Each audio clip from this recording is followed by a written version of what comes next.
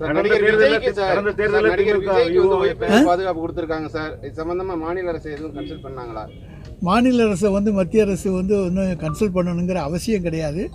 Consult பண்ணினாலும் பண்ணலாம், பண்ணாட்டியும் இல்லை.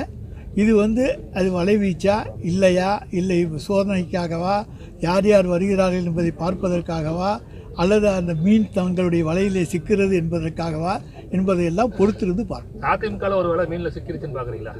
தொடர்ந்து அதாவது இந்த இரட்டை இலை சின்னத்தை தேர்தல் ஆணையமே விசாரிக்க வேண்டும் என்று இன்றைக்கு உத்தரவிட்டிருப்பதன் மூலமாக அதிமுக சிக்கலில் மாட்டிக்கொண்டிருக்கிறது என்பது உண்மை.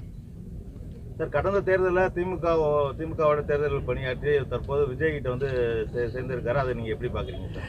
அதாவது திராவிட முன்னேற்ற கழகம் களத்திலே வலுவாக இருக்கக்கூடிய ஒரு கட்சி. எங்களுடைய அடிப்படையைப் போல இந்தியாவிலே வேறு எந்த கட்சிக்கும் கட்டமைப்பு கிடையாது. அதனால் எங்களை வைத்து எங்களாலே தான் பிரசாந்த் கிஷோர் வெற்றி பெற்றார் என்றல்ல, நாங்கள் தான் வெற்றி பெற்றிருக்கின்றோம்.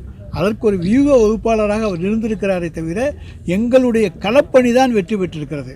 இதே களப்பணியை அவர் பாரதிய ஜனதாவுக்கு சென்று ஆற்ற முடியாது, வேறு கட்சிகளுக்கு ஆற்ற முடியாது. எங்களுடைய கட்டமைப்பு வலுவான ஒன்று. அந்த கட்டமைப்பு இந்தியாவிலே வலிமையாக இருக்கக்கூடிய ஒரே இயக்கம் திராவிட முன்னேற்ற கழகம். ஏற்கனவே 2021 நமக்கு வியூக அமைப்பு எல்லாம் பண்ணி கொடுத்தாரு, எல்லாம் பண்ணாரு. அதே பிரசாந்த் கிஷோர் தான் இப்போ 15% 20% வாக்கு வங்கி விஜய்க்கு இருக்குங்கிற மாதிரி சொல்றாரு. எந்த அடிப்படையில் அவர் சொல்கிறார் என்பது அவருக்கு தான் புரியும்.